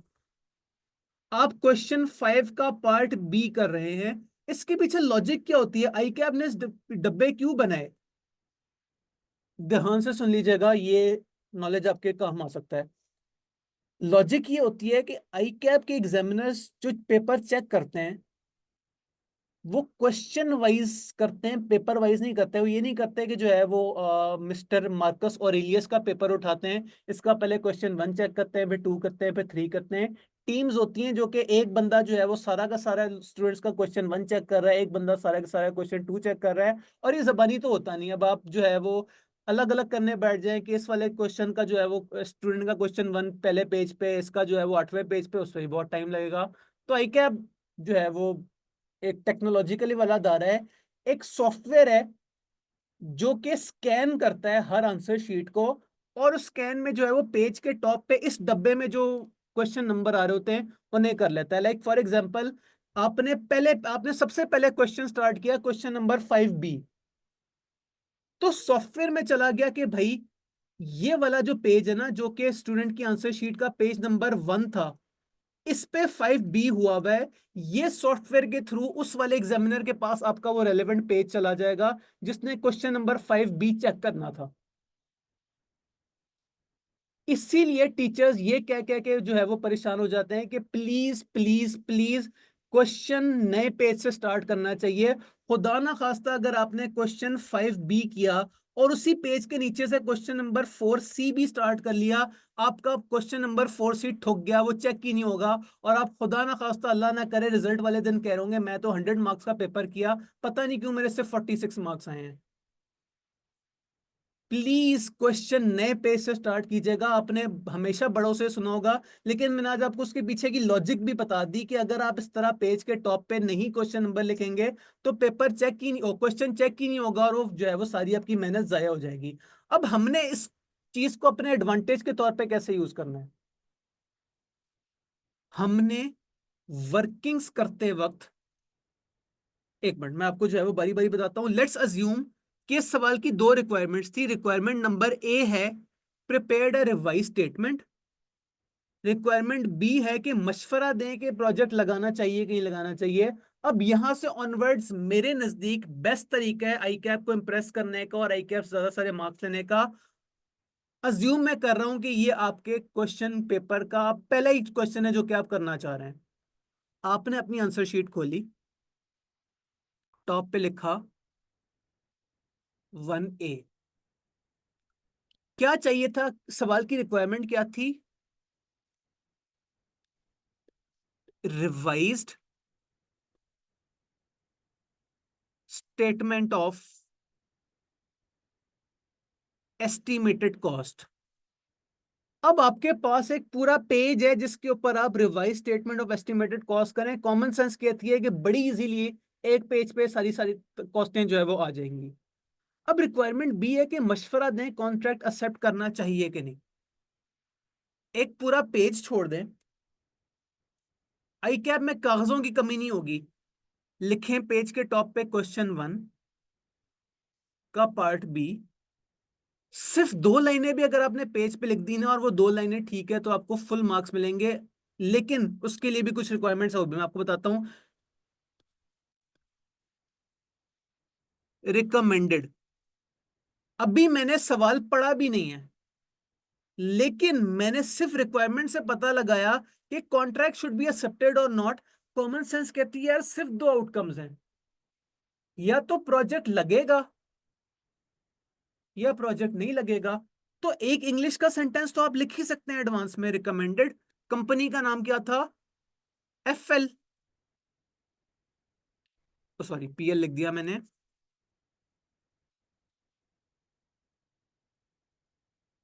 FL should accept this project because, because से अगली लाइन खाली छोड़ दी। ये लाइन साइन लगानी है, लाइन में जान के पेज पे सिर्फ इस तरह लगा रहा हूं ताकि आपका आइडिया आपने लिखना क्या है।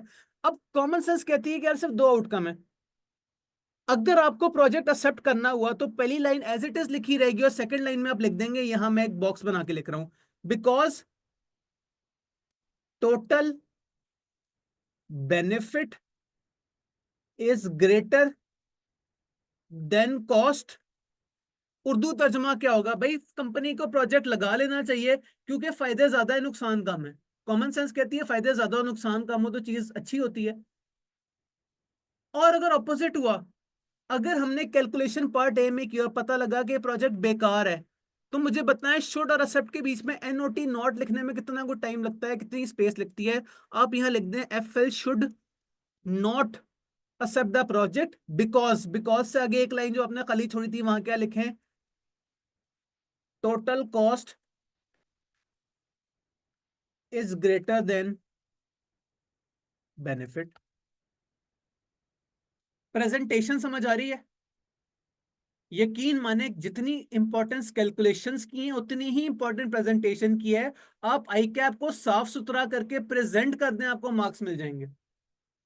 एग्जामिनर अंकल पहचानेंगे कि यार ठीक है एक आधी गलती जो है वो कैलकुलेशन में हो गई है, लेकिन स्टूडेंट का जो है वो जिस तरह एग्जामिनर कमेंट्स में कल वो बता रहा था कि जो है वो माइंड में स्ट्रेटेजी कोई नहीं थी, स्टूडेंट ने जो है वो लेंथी कैलकुलेशंस की हैं, स्टूडेंट ने जो है वो रिक्वायरमेंट पे फोकस नहीं किया, वो सारे जो इसके मसले जो है वो दूर हो जाएंगे। तो एट द एंड आपका मकसद क्या है? पेपर पास करना है, आई कैप एग्जामिनर अंकल को खुश करना है।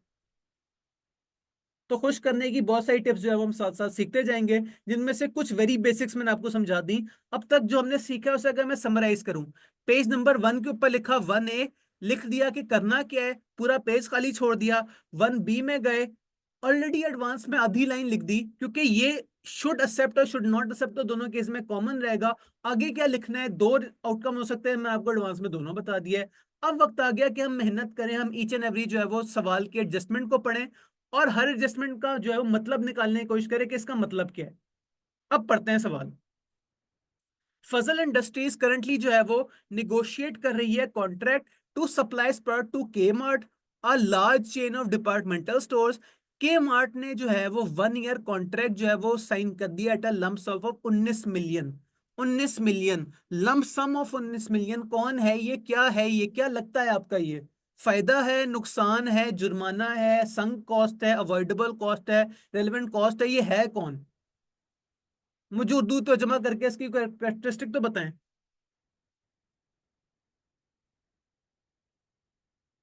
चलें उर्दू तर्जमा मैं कर देता हूं। के मार्ट नामी कंपनी ने कहा कि हम आपको 1 साल का 19 मिलियन देंगे। 19 मिलियन देंगे। खर्चा है कि फायदा है कि पैसे देने पड़ेंगे या पैसे लेने पड़ेंगे? अवाम ने कहा फायदा, कुछ लोगों ने कहा रेवेन्यू। ये रेवेन्यू है, रेवेन्यू तो बड़ी अच्छी चीज होती है। आप लोग अकाउंटेंट्स हैं, आप लोगों ने बहुत सारी कैलकुलेशंस की हैं जिसमें आप सेल में से कॉस्ट ऑफ सेल माइनस करते हैं तो प्रॉफिट आ जाता है। तो लिख दें स्टार्ट में रेवेन्यू 19 मिलियन फिक्स है। जो चीज फिक्स है उस पर तो बहस ही कोई नहीं। रुपीज 000 कॉमन ले लिया। मुझे बताएं मिलियन में जीरो कितने होते हैं? 6। 6 में से 3 कॉमन ले लिए, पीछे कितने रह गए? 3। लिख दे रेवेन्यू के आगे 19,000। जहां चीजें मिलियंस में चल रही हो तो एक आधा जीरो, एक आधा तो नहीं, 3 जीरोस या 6 जीरोस कॉमन ले लेते हैं ताकि आपकी कैलकुलेशन इजी हो जाए। रेवेन्यू उतना ही था, लेस कॉस्ट। अब कॉस्ट के ऊपर गौर व फिक्र करते हैं। The cost accountant of Fazal limited ने कहा है कि जो ऑफर प्राइस है बहुत कम है। मैनेजमेंट ने कहा यार दोबारा तुम लोग चेक करके बताओ कि जो है वो अकाउंट जो है मेरे अकाउंटेंट साहब ने जो कैलकुलेशन की है वो ठीक है कि नहीं। आगे जो है वो एक वर्किंग आ रही है। एक्स के आगे लिखा है हिस्टोरिकल कॉस्ट, वाई के आगे लिखा है हिस्टोरिकल कॉस्ट, जी के आगे लिखा है हिस्टोरिकल कॉस्ट, लेबर के आगे नीचे लिखा है स्किल्ड एंड सुपरविजरी, ओवरहेड्स के आगे 8.5 मिलियन लिखा है। टोटल कॉस्ट ने निकाल के रख दी 20 मिलियन। कॉमन सेंस कहती है कि वो अकाउंटेंट ठीक ही कह रहा होगा। 19 मिलियन के फायदे के लिए आप 20 मिलियन रुपए को जो है वो आग लगा दें, कहाँ की इंसानियत है, कहाँ की अक्लमंदी है? बड़ी फजूल बात है। तो डिसीजन मेकिंग तो कहती है कि यार ऐसा करो, प्रोजेक्ट को इग्नोर कर दो। मगर मसला ये नहीं है कि 20 मिलियन जो है वो 19 मिलियन से ज्यादा होगा। मसला पता है क्या है? हमें इस बंदे पे कॉन्फिडेंस नहीं है। क्या पता इसने गलती की हो, क्या पता इसने कोई 2 नंबरी की हो। हम चार्टर्ड अकाउंटेंट्स हैं, हमने हिसाब लगाना है कि क्या ये वर्किंग ठीक है कि नहीं। देख लेते हैं बारी बारी।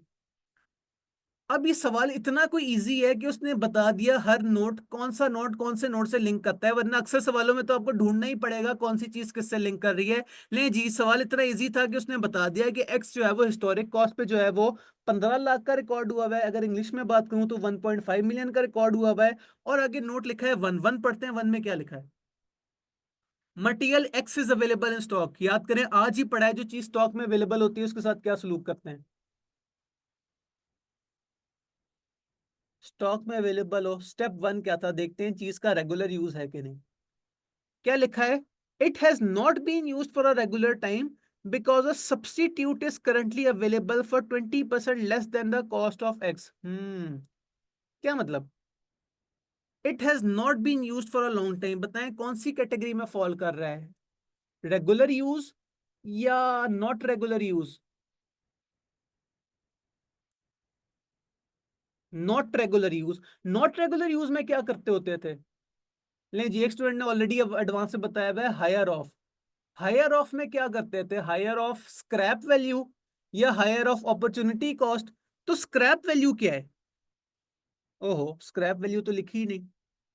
इसका मतलब ये स्क्रैप वैल्यू कोई नहीं, अपॉर्चुनिटी कॉस्ट होगी थोड़ी बहुत। अपॉर्चुनिटी कॉस्ट के बारे में क्या फरमाया गया कि आजकल जो है वो उसकी जगह जो हम चीज यूज करते हैं वो इससे 20% सस्ती आ जाती है।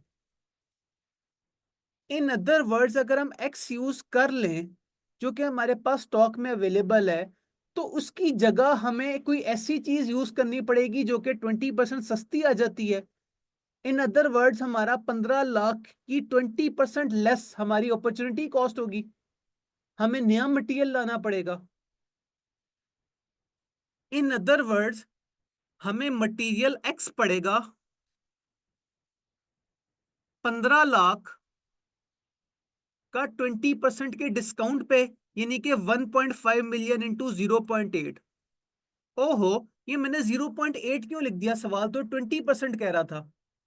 कोई इस 8 को देख के परेशान तो नहीं हो रहा?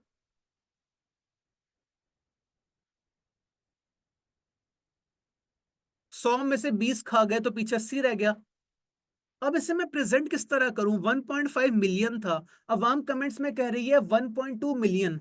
यहां मुझे बताएं, मैं 1200 लिखूं, 12 लिखूं या 12,000 लिखूं?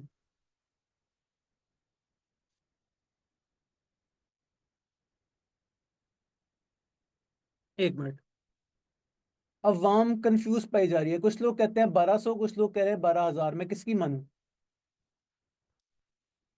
12 लाख में कितने जीरोज होते हैं? 2 के बाद 5 जीरोज हैं, 3 कॉमन रह गए, पीछे रह गया 1200। तो याद रखिएगा, जीरोस का हिसाब रखना है, एक जीरो जो है वो पूरा सवाल बर्बाद कर देता होता है। मैं 1200 वालों के साथ हूं। जो 12,000 कह रहे हैं वो जरा रास्ते पे आ जाए। ले जी, अगली बात, मटीरियल वाई के बारे में क्या फरमाया गया? मटीरियल वाई के आगे लिखा है कि 13,50,000 रुपए हमने हिस्टोरिकली खर्च किए थे, और एडजस्टमेंट 2 कह रही है कि मटेरियल वाई जो है वो हमने किसी और कॉन्ट्रैक्ट के लिए जो है वो परचेज किया था, फिलहाल हमें नहीं चाहिए, और इसकी एनआरवीएस 1470 रुपीज। एनआरवीएस 1470 रुपीज। हम अकाउंटिंग पढ़ के आए हैं, कॉस्ट पे अपनी चीजों को मेजर करते हैं कि एनआरवी पे?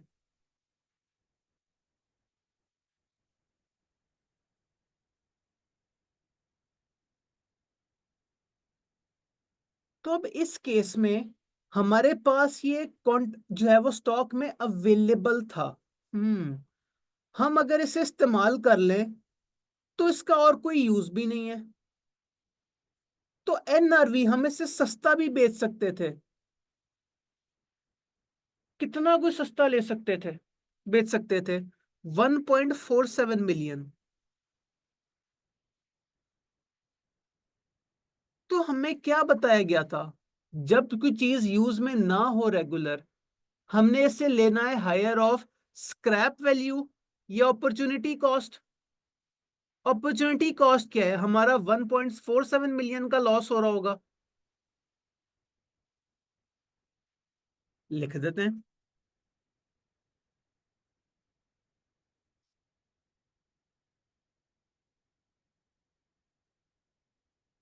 1470 का हमारा लॉस है। अब यहां हमारे पास प्रेजेंटेशन के दो तरीके हैं, या हर नेगेटिव चीज के आगे एक ब्रैकेट लगा दें, या एज इट इज रहने दें, एंड पे एक बड़ा सा बॉक्स बना देंगे जिसका मतलब होगा कि इसके अंदर की तमाम जो चीजें हैं वो नेगेटिव है। ये अब आपकी मर्जी है, आप जैसे मर्जी प्रेजेंट करना चाहें, बस आई कैप को अच्छा खूबसूरत लगना चाहिए। Number 3, material G is not in stock. जो चीज स्टॉक में अवेलेबल ही ना हो। अवाम ने कहा 1470 क्यों लिखा है, 1350 क्यों नहीं लिखा? 1350 तो हिस्टोरिकल कॉस्ट है ना, आपने जितने का खरीदा वो तो डूब गए पैसे। अब आपको दोबारा ये चीज यूज करनी पड़ गई तो आपका लॉस कितना है?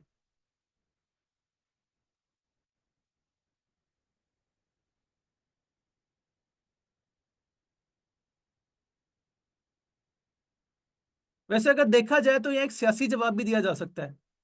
आप कहें कि हमने जो है वो बेशक हमारा लॉस 1470 का है, लेकिन हम जो है वो IS2 जो है वो बहुत सारा जो है वो फॉलो कर रहे हैं, तो भाई IS2 के मुताबिक हमने तो इसे लोअर ऑफ कॉस्ट एनआरवी पे रिकॉर्ड करना है। तो यहां एक काम करते हैं, 1470 कॉमा 1350, आगे आप नोट 1 डाल दें। अब आई कैप को कन्विंस करना आपका काम है। हिस्टोरिकल कॉस्ट संक कॉस्ट है, बिल्कुल सही कहा आपने, लेकिन कुछ ना कुछ तो हमने लगाना है ना इस प्रोजेक्ट पे। हम ये तो नहीं कह सकते कि मटेरियल वाया हमारे पास फजूल पड़ा था, हमने सारा का सारा एम यूज कर लिया। उसकी एनआरवी थी, आप उसे सस्ता आगे जो है वो बेच सकते थे, स्क्रैप कर सकते थे।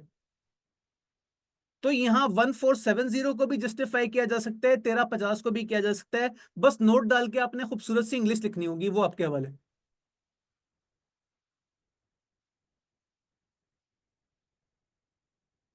अच्छा जी, material 3, material G is not in stock. Not in stock के बारे में हमने क्या पढ़ा था? हमने पढ़ा था कि जो मार्केट वैल्यू है वो, ओहो, मार्केट वैल्यू तो गिवन ही नहीं, कहाँ जाए क्या करें। सवाल ने एक बहुत बड़ा हिंट दिया है। जी के आगे एट हिस्टोरिक कॉस्ट नहीं लिखा, इसका मतलब ये रिसेंटली परचेज किया होगा, मार्केट प्राइस पे परचेज किया होगा, यानी कि 2250 ही हमारी रेलेवेंट कॉस्ट है। सेम।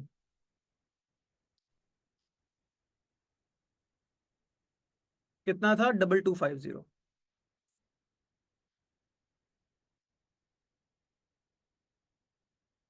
उसके बाद आ गया adjustment number 4, skilled labour.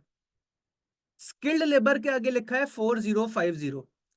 Skilled labour साहब हैं, वो दूसरे कॉन्ट्रैक्ट्स पे जो है वो काम कर सकते हैं, can work, are presently operated by semi skilled labour who have been hired on a temporary basis of 3,25,000 per month. The company will need to give them 30 days before terminating their services. अब अगर हम यहां तक full stop तक बात करें, ये adjustment बहुत इजी थी। ये company will give them 13 days notice, इसने जो है वो सारा काम खराब कर दिया। अब यहां भी हमें सियासी जवाब देना पड़ेगा, या हम दे सकते हैं। इसके आगे दो तरह की कैलकुलेशंस हो सकती हैं।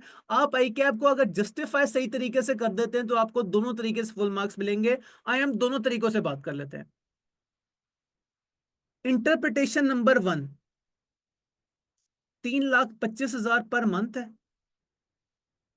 आपने उनसे 12 महीने काम करवाया, 12वें महीने के शुरू में ही आपने उन्हें नोटिस दे दिया कि भाई दिसंबर के एंड से अल्लाह हाफिज, 1 जनवरी से तुम लोग नहीं आओगे। तो उस केस में आपकी टोटल कॉस्ट बनेगी 3,25,000।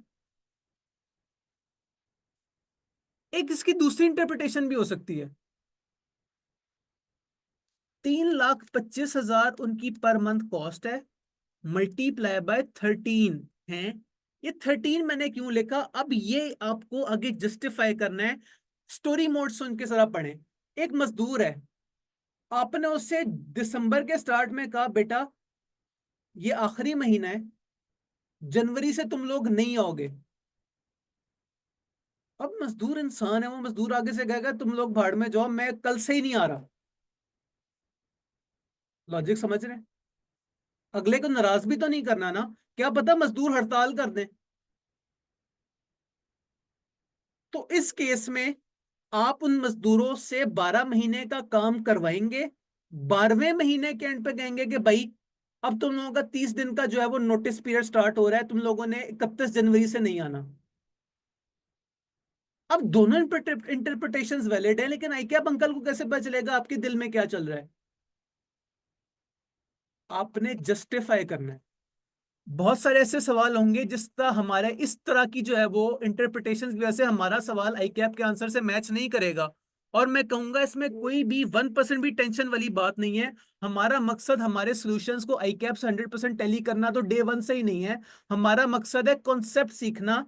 इस टाइम दोनों कॉन्सेप्ट्स वैलिड है। मैं एक दफा रिपीट कर देता हूं, वैसे क्लास का टाइम हो गया है। ये एडजस्टमेंट करके बाकी सारे सवाल मैं आपको होमवर्क में दे दूंगा। तब तक बाकी लोग जो है वो, बल्कि बाकी लोग क्या, सब लोग जो है वो इसका स्क्रीनशॉट ले लें। ये आगे लेबर वाली एडजस्टमेंट जो है वो आपका होमवर्क है। मैं जाता था ये वाली एडजस्टमेंट 13 महीने और 12 महीने वाली कर दूं। Interpretation 1, notice given at the start of month 12। आपने दिसंबर के स्टार्ट में मजदूरों से कहा ये महीना काम कर लो और जनवरी से ना आना। ये भी एक तरह से लॉजिकल बात है, मजदूर जो है वो प्रोफेशनल लोग थे। मजदूरों ने जो है वो दिसंबर के अंदर अंदर ही जो है वो नई नौकरी देख ली और 1 जनवरी को आपको अल्लाह हाफिज करके चले गए। दूसरी इंटरप्रिटेशन, आपने उन्हें नोटिस दिया at the end of month 12। आपको इस बात का डर लग रहा था कि अगर खुदा ना खास्ता मैंने दिसंबर के महीने के स्टार्ट में इन्हें बताया कि तुम लोग जो है वो दिसंबर के एंड से फारिग हो जाओगे, तो क्या पता वो आगे से रोना शुरू कर दें, क्या पता वो आगे से हड़ताल कर दें, क्या पता वो 1 महीने काम ही ना करें। यस, बिल्कुल सही कहा आपने। तो अनफॉर्चुनेटली उन्हें जनवरी के महीने की एक्स्ट्रा पेमेंट करनी पड़ जाएगी मजबूरी की हालत में, क्योंकि लॉ ये कहता है कि जब आपने नोटिस दिया है उससे आगे 1 महीने की आपने पेमेंट करनी होगी। तो अगर आप डर के मारे दिसंबर के एंड पे उन्हें जाके बताते हैं कि सॉरी तुम लोग जो है वो अगले महीने से ना आना, तो आपको जनवरी की पेमेंट फजूल में लग जाएगी, बेशक आप उनसे जनवरी में काम करवाएं या ना करवाएं। कॉन्ट्रैक्ट में लिखा था कि जो है वो 30 डेज की आपने पेमेंट करनी होती है। तो अब 325 मल्टीप्लाई बाय 12 भी आई कैप की नजर में वैलिड होगा, 325 मल्टीप्लाई बाय 13 भी आई कैप की नजर में वैलिड होगा। अब अल्लाह जाने आई कैप ने सोल्यूशन में मल्टीप्लाई बाय 12 किया है या मल्टीप्लाई बाय 13 किया है। अगर हमारा सोल्यूशन 100% टैली हो गया हमें बहुत खुशी होगी, हमारा सोल्यूशन 100% टैली नहीं किया हम कहेंगे कोई मसला नहीं, हमारा आई कैप से थोड़ा सा नजरियाती इख्तलाफ है, आई कैप भी सच्चा है हम भी सच्चे हैं, बस कॉन्सेप्ट सीधा होना चाहिए। तरीका समझ आ रहा है?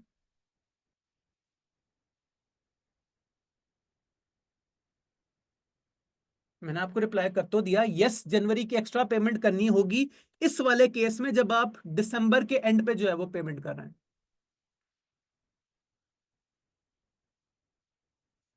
हम एक्स इंटू 3,25,000 भी कर सकते हैं, बिल्कुल ऐसे ही है, बस आपने जस्टिफाई कर। लेकिन इसका एक साइड इफेक्ट है, उससे आपकी न्यूमेरिकल फिगर जो है वो गायब हो जाएगी। हम चाहते हैं कि कुछ ना कुछ आई कैप को कैलकुलेशन करके दिखाएं, वो 12 से करके दिखा दे, 13 से करके दिखा दें, एक्स थोड़ा सा एग्जामिनर बुरा मानेगा। हमने सोल्यूशन में कोई एक पिक कर देना और एंड पे एक नोट लिख देना है खूबसूरत का, एक अच्छी सी इंग्लिश में, कि आई कैप खुश हो जाए। क्लास का टाइम ऊपर हो गया है, आज जो है वो ऑनेस्टली स्पीकिंग बड़ा मजा आया, जो है वो अवाम जो है वो ज्यादा थी। तो जितने ज्यादा लोग जो है वो लाइव क्लास में होते हैं उतने ही टीचर जो है वो एंजॉय करता है। उम्मीद कर सकता हूँ मैं कि आप लोगों ने भी जो है वो कुछ कुछ समझा होगा, पढ़ा तो हर कोई देता है, लेकिन अगर जरा फन मोड में पढ़ लें और चीजें समझ आ जाएं तो उससे बेहतर जो है स्टूडेंट के लिए क्या चीज होती है। खुश रहिएगा, होमवर्क करके आइएगा, कल जो है वो इधर से ही स्टार्ट करते हैं। मुझे बोलें अल्लाह हाफिज।